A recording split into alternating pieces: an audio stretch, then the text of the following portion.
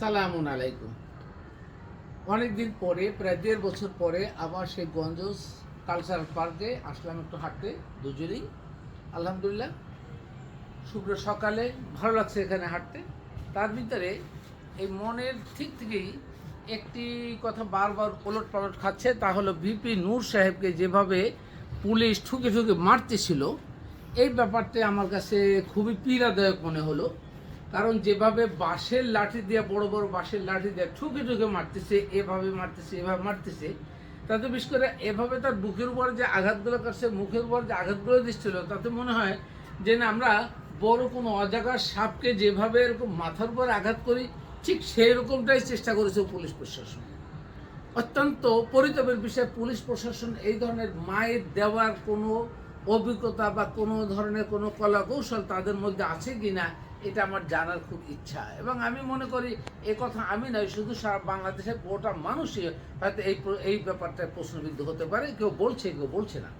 যাই হোক, আমার একটা ওনাকে মারার যে ফাঁদ বা পরিকল্পনা, তার ভিতরে একটা দূরদর্শন দিয়ে আমার কাছে প্রতীয়মান হচ্ছে। তাহলে অনেকদিন আগে আমি আমার একটা বন্ধুকে নিয়ে, মিসেস সরওয়ার রহমান, ওনাকে নিয়ে আমরা গুলশান থেকে 1 নম্বর থেকে যাচ্ছিলাম। যখনই যাচ্ছি তখন দুইটা সন্ত্রাসী সে অস্ত্র নিয়ে আমাদেরকে তেড়ে আসলো, ধরলো। ধরার পরে আমাদের থেকে মোবাইল টোবাইল পেল, সেটা অনেক আগে, ছোট, প্রায় 2003-4 সালের কথা। তো যাই হোক, মোবাইল পেয়ে মনে হলো তাদের ভাব এরকম যে আমাদের কাছে যে পরিমাণ টাকা এক্সপেক্ট করছিল সেই পরিমাণ টাকা তারা পাচ্ছিল না। তো ভাবটা এরকমই ছিল যে মেয়াদ রাস্তায় চলবে, তোমরা টাকা পয়সা নিয়ে চলবে না, আমরা ছিনতাই করি কেন। তাই পুলিশ যেভাবে মারছে ভিপি নূর সাহেবকে, তাতে মনে হচ্ছিল ভিপি নূরকে যেন ওই কথাই বুঝাই দিচ্ছিল যে তুমি যে আমাদের যে কথা বলো, বজ্রকণ্ঠে আওয়াজ তোলো, তার পিছনে আমাদের জন্য কিছু রাখো না কেন, আমাদের জন্য একটা বরাদ্দ রাখবা, তাহলে তো তুমি মার খাবা না। আসলে মিলিয়ে দেখলে তাই বোঝা যায়। কারণ বাংলাদেশ থেকে এই যে প্রায় 250 মিলিয়ন টাকা বাহিরে পাচার হয়েছে, এদেরকে আমাদের পুলিশ প্রশাসন থেকে শুরু করে সকল ধরনের আমলাদের অগোচরে নিশ্চয়ই না। আমলারা প্রতিটা ক্ষেত্রেই দেখা যাচ্ছে যে সরকার থেকে বেনিফিট হচ্ছে, সকল পর্যায়ের আমলারা। তাহলে সরকার কি তাদেরকে না দিয়ে পাচার করছে? নিশ্চয়ই না। তাহলে ভিপি নূর, তুমিও এরকম আমলাদের মতো তাদেরকে পালো, বা রাজনৈতিক নেতারা যারা চলে গেছে চুরি বাটপারি করে নিয়ে চলে গেছে, তাদের মতো আমাদেরকে দাও, তুমি চুরি করে নিয়ে যাও।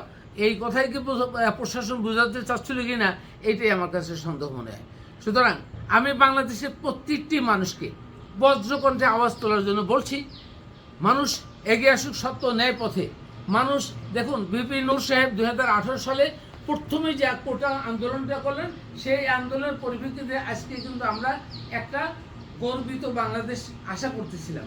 কিন্তু আমাদের প্রশাসন এবং আমলাদের এই অপতৎপরতার জন্য আমরা কিন্তু সেই জায়গায় উন্নতি ও লক্ষ্যে এবং কাঙ্ক্ষিত লক্ষ্যে আমরা যেতে পারছি না। সুতরাং আমাদের শুধু এইরকম একটা অংশ না, প্রতিটা ক্ষেত্রে যারা সত্য ন্যায়ের পথে কথা বলে তাদের পিছনে সকলের আগায় আসা উচিত। আর সেটা তখনই আসবে যখন প্রত্যেকটা মানুষ সত্য ন্যায়ের পক্ষে চিন্তা করবে, অর্থাৎ তাদের ভিতরে কোরআনের জ্ঞানের আলো ঢুকবে, কোরআনের জ্ঞানের আলো থেকে তারা আলোক বর্তিকা ছড়াবে, তারা উৎকর্ষিত আকলের অধিকারী হবে। তাই সুতরাং সেইটা যদি না হয় তাহলে এটা হবে না।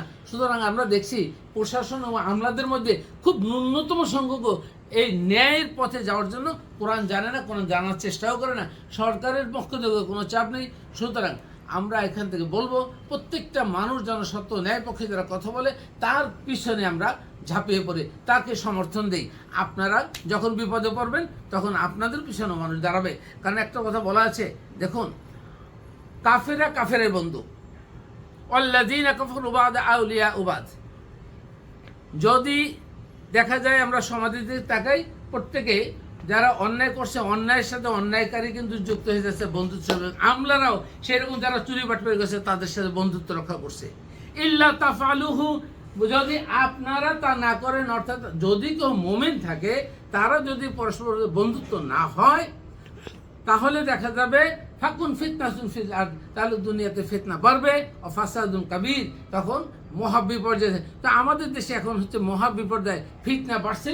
কারণ প্রশাসন থেকে শুরু করে, আমলা থেকে শুরু করে, আলেম ওলামা থেকে শুরু করে, কেউ সত্য ন্যায় পক্ষের নেই। সবাই ধান্দায় আছে হয় চুরি বাটপারি, না হলে কারো থেকে উৎকোষের, না হলে কার থেকে কি পাবে সেই ধান্দায় থাকে।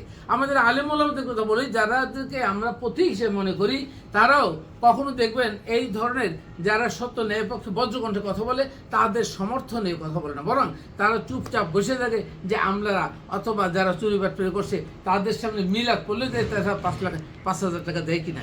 এই ধরনের আলেম ওলামাদেরকে আমরা ধিক্কার দেই যারা সত্য ন্যায় পক্ষে কথা বলে না। সুতরাং আজকে যে কথা বলতেছিলাম, বিপি নূর সাহেবের জন্য, সমর্থনের জন্য, সাহায্যের জন্য প্রত্যেকে এগিয়ে আসুন। বিপি নূরকে আমাদের দরকার, এবং বিপি নূরের মতো এই ধরনের নূতন যে ছেলেপেলে যারা আসছে, এখন যারা এনসিপিতে আছে, প্রত্যেকটা লোককে আমরা বলবো বিপি নূরকে সহায়তা করুন। আপনাদের এই এনসিপির উদ্দীপনা কিন্তু বিপি নূরকে দিয়েই হয়েছে। আপনারা এখান থেকে সাহস যোগাচ্ছেন, আবার সামনে যোগাবেন। যদি আপনারা না করতে পারে, তাহলে এই যে দৌরত্বপনা যেটা শুরু হয়েছে, রাজনৈতিক দৌরত্বপনা যে শুরু হয়েছে, এই অপতল্পনা বন্ধ হবে না, বরং আমরা মানুষ হিসেবে, সাধারণ মানুষ হিসেবে আমরা ওরই শিকার হব।